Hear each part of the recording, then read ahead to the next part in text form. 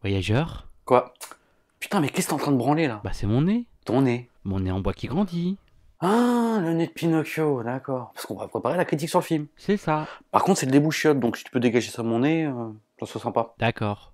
Oups, j'ai menti. Non, Putain, non mais arrête attends, de laisse-le moi, tease. laisse-le moi. Putain, mais t'es pire qu'un gosse, sérieux. Vas-y, c'est bon, je peux jamais rien faire, moi.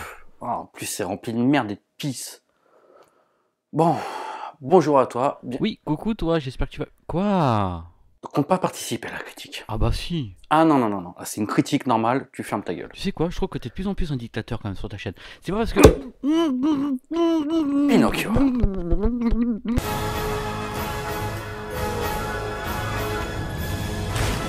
Toi et moi, on va jouer les magiciens. Le film est une nouvelle adaptation du conte de Pinocchio. Je comprends rien.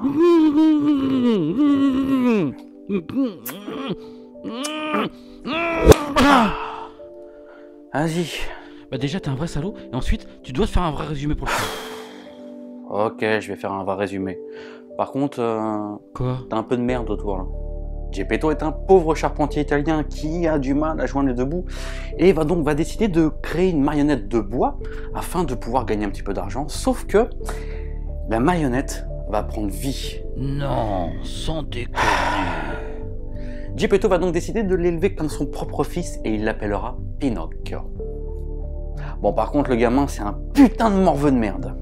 Comme je te l'ai dit, c'est une nouvelle adaptation de Pinocchio. Mais avant de rentrer en détail dans la critique, j'aimerais te préciser juste un tout petit truc qui pourrait peut-être avoir son importance.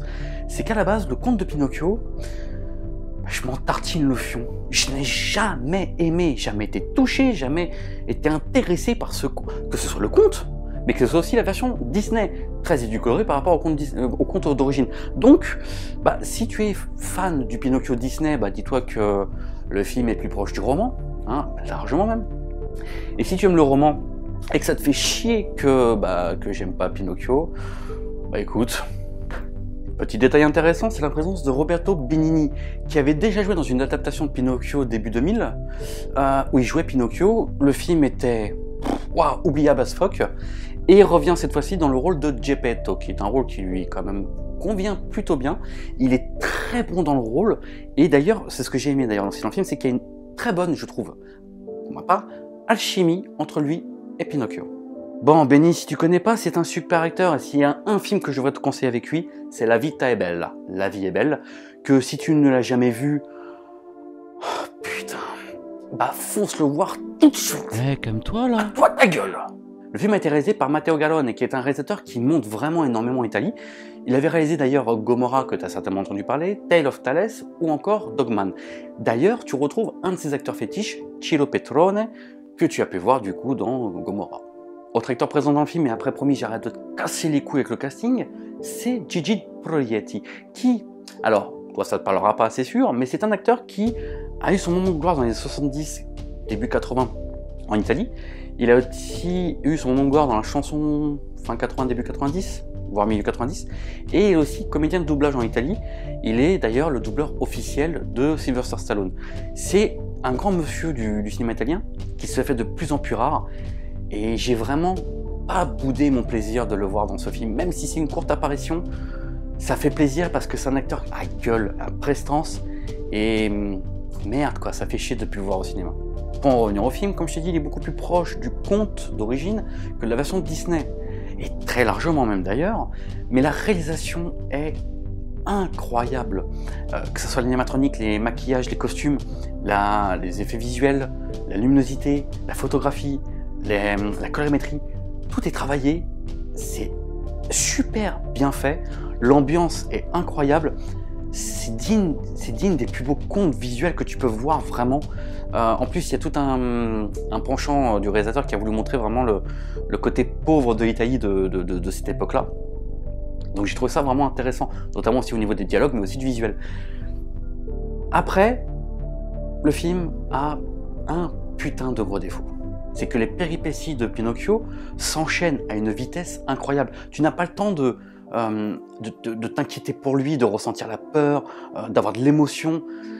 Et c'est assez paradoxal parce que les scènes s'enchaînent à une vitesse incroyable, avec très peu de raccords entre elles parfois, mais parfois, il se passe tellement rien dans une des scènes que tu te fais chier, mais d'une force incroyable.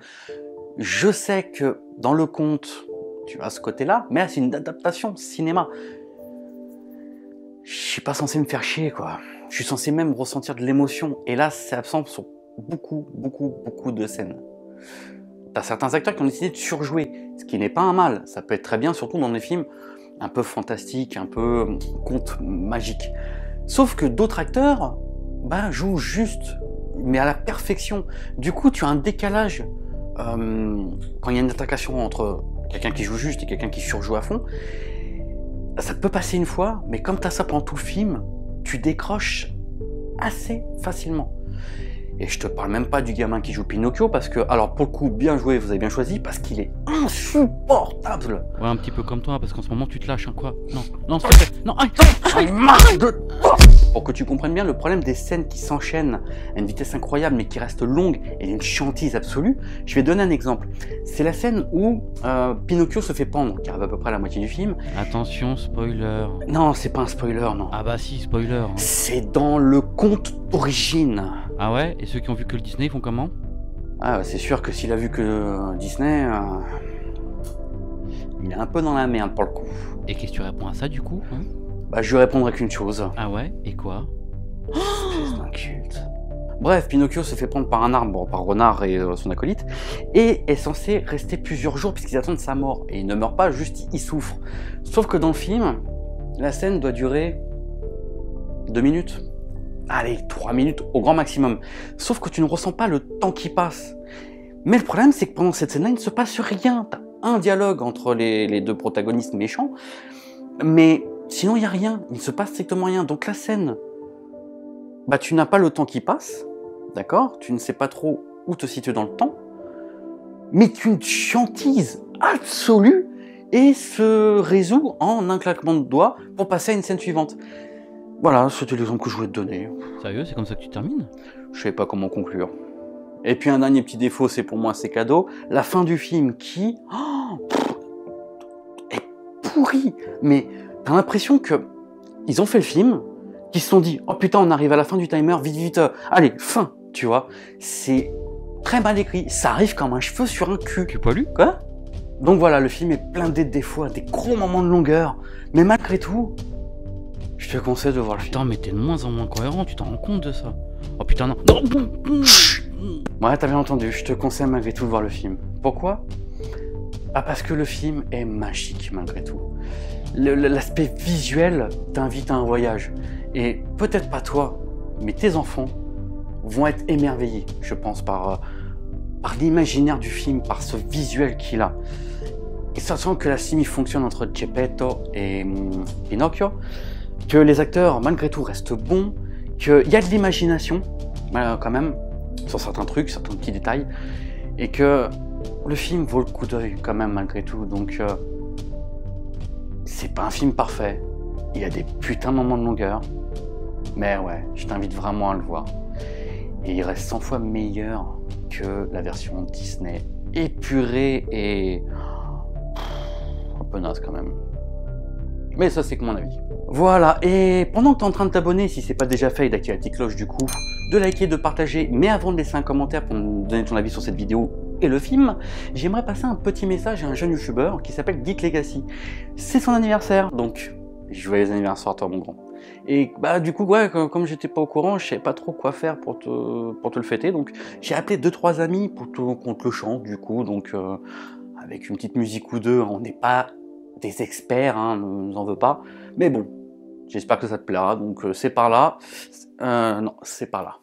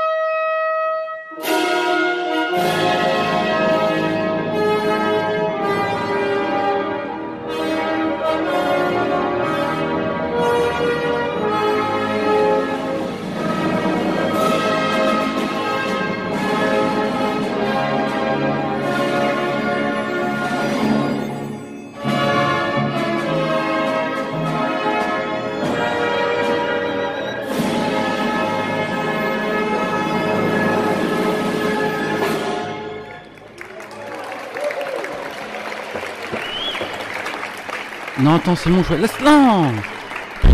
Joyeux anniversaire.